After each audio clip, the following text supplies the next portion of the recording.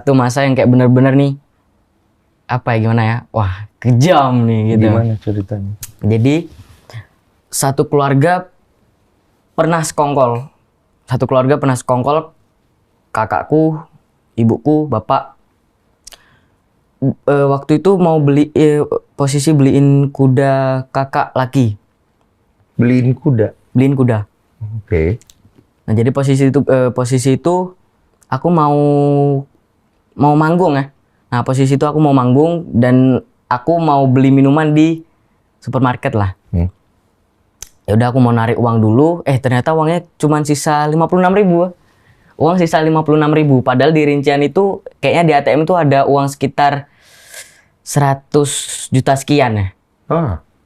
Nah, terus habis itu nggak tahu nih aku, udah posisi aku di luar kota itu ada kakak laki. Nanya lah, kok uangku tinggal segini kak? Lu nggak tahu kakak, buat apa ya? Kamu paling yang boros gitu kan. Aku telepon bapak ibu, kenapa uangku tinggal segini ya? Ya kamu aja paling yang boros gitu kan. Oh dibalikin ke kamu? Aku minta maaf banget sama mereka, kayak bener-bener maafin aku ya kalau emang aku seboros itu. Gitu kan. Terus habis itu singkat cerita nggak pada beberapa minggu gitu, kakak Ani yang perempuan nih cerita semuanya. Ternyata uangku yang hilang itu dipakai beli kuda. Oh, dan mereka semua tutup mulut gitu? Iya, mereka sekongkol. Jadi mereka tipikalnya kayak gini. Mereka kalau umpamanya lagi akur, sekongkol gitu mereka. Cuman kalau ada salah satu dari mereka yang bertengkar, pecah semua. Terus satu-satu cerita ke aku. Oh jadi bocorin? Bapak cerita ke aku, sebetulnya kayak gini loh. Ibu cerita ke aku, kayak gini loh sebetulnya. Kakak cerita, kakak yang satunya lagi cerita. Kayak gitu-gitu jadinya. Berarti uang yang bapakmu dapat dari kamu, dipakai buat judol? Bisa jadi, aku nggak mau bilang 100% kemungkinan itu ya, berkemungkinan ya. Terus ibu tirimu juga sama? Ibu tiri, nah saya kurang tahu detail uang dilariin kemana tuh nggak tahu. Cuman waktu kutanya ya alasannya beli tanah lah, ini tanahnya juga buat kamu besok, nah, kayak gitu-gitu. Total berapa uangnya yang kira-kira yang bukan dia yang pakai ya, kira-kira ya?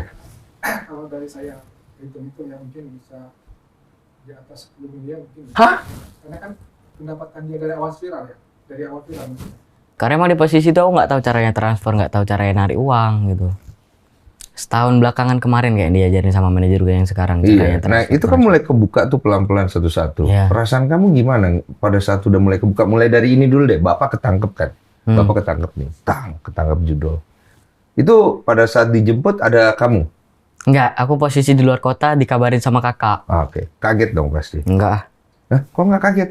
Jadi emang udah tahu kalau bapak sering main judul gitu? Ya bapak. Ini jujur aja sebenarnya bapak main judol juga lumayan lama, bisa dihitung lama, bisa dibilang setahunan ya kayaknya. Setahunan. Nah posisi bapak main judol tuh aku awalnya nggak tahu nih apa nih, kukira game-game biasa. Cuman ya ku cari tahu ternyata judol gitu. Aku juga udah negur bapak, nggak ada orang yang kaya dari judol, dah ini itu kurang digubris gitu. Iya. Kesel dong. Paham gue.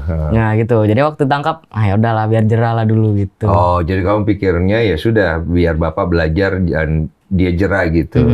Nah pas waktu dia ketangkep, kamu pergi ke penjara dong, ngejenguk dong pasti. Ya, itu aku paginya, besoknya ya Mas. Besoknya langsung berangkat. Besoknya berangkat ke Banyuwangi langsung jenguk. Iya, kamu sedih ngelihat bapak di penjara? Enggak ketawa-ketawa kok di situ. Bapakmu ketawa-ketawa apa kamu yang ketawa-tawa? Aku yang ketawa palingnya. Oh, bapak sedih tapi? Enggak, ya sebetulnya bapak tuh kayak gimana ya, ketawa-ketawa malu gitu, bisa dibayangin nggak? Oh, lebih ke malu ya gitu. Berarti kamu nggak sedih nih nanti kalau bapak di penjara ini? Enggak. Biarin dia belajar aja gitu. Nah, pas bapak di penjara itu, ibu tiri kemana? Ibu tiri di rumah. Di rumah? Ya. Ada ngomong sesuatu nggak ke kamu? Enggak. Jadi aku emang belakangan ini emang kurang dekat sih sama ibu. Lah, kamu tinggal sendiri berarti sekarang? Sekarang aku lebih tinggal sama manajer. Oh, sama manajermu sekarang? Kamu ngerasa sedih iya, tapi nggak bisa ngapa-ngapain iya. Iya. Terus akhirnya kamu kenapa bisa, ya tadi kan itu kamu cerita akhirnya kamu bisa teleponan sama ibu kandungmu setelah 14 tahun ya. Itu gimana ceritanya? Cerita itu aku awalnya disaranin sama om lah, sama manajer. Kamu udah lama nih ketemu, nggak ngobrol sama ibu kandungmu, nggak maukah ngobrol atau kita sempatin ketemu? Oh boleh om, mau om. Mereka nyari tahu, dapatlah nomornya. Itu ngobrol tuh, ngobrol. Akhirnya ada niatan ketemu, cuman kurang ada waktu ya Om ya. Buat ketemu kemarin ya. Berarti belum ketemu langsung? Belum, masih via telepon gitu. Jadi pertama kali ini kamu dengar suara ibumu di telepon? Ya. Kamu pasti ngerasa asing dong? Asing dong. Nah ibumu bilang apa pada saat itu? Dia ada kayak, aduh nah apa kabar kamu gitu-gitu, ada gitu-gitu gak? Ada, terus ibuku juga nyebut aku bukan Farel. Langgeng nyebut aku, karena emang namaku dulu bukan Farel Prayoga, tapi Langgeng Prayoga namaku dulu. Oh nama aslimu dikasih ibu itu Langgeng Prayoga? Iya. Oh, tapi di akte kelahiran apa? Farel. Farel. Oh, terus ibu cerita nggak tentang banyak hal gitu? Apa yang kamu pengen tahu aja tuh kira-kira kalau kamu ketemu sama ibumu? Mungkin aku pengen ibu ngejelasin detail selama ibu tinggal sama ibu tiri sih paling. Sebetulnya apa aja yang diperlakuin sama ibu kandung nih. Oh, jadi mereka kan pernah tinggal bareng kan? Iya, jadi gitu. aku pengen samain nih cerita ibu tiriku kayak gini, cerita ibu kandungku kayak gini. Cerita ibu tirimu bagaimana? Ya paling ibu kandungmu nih jahat loh kayak gini-gini, ibu jadi dibenci bapak.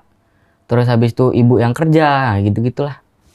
Jahatnya paling ya kayak ibu diem di rumah gitu, jadi kayak ibu tinggal makan-makan. Ini ibu kandungku nih, ibu kandungku tinggal makan, jadi kayak kakak-kakakku yang kerja, ibu-ibuku yang kerja gitu. Jadi kamu nangkepnya saat itu, ibu. Ada lagi, jadi pernah ibu cerita, jadi kayak ibu tiriku, terus ibunya ibu tiriku, nenek. Nah terus habis itu kakak-kakakku itu pernah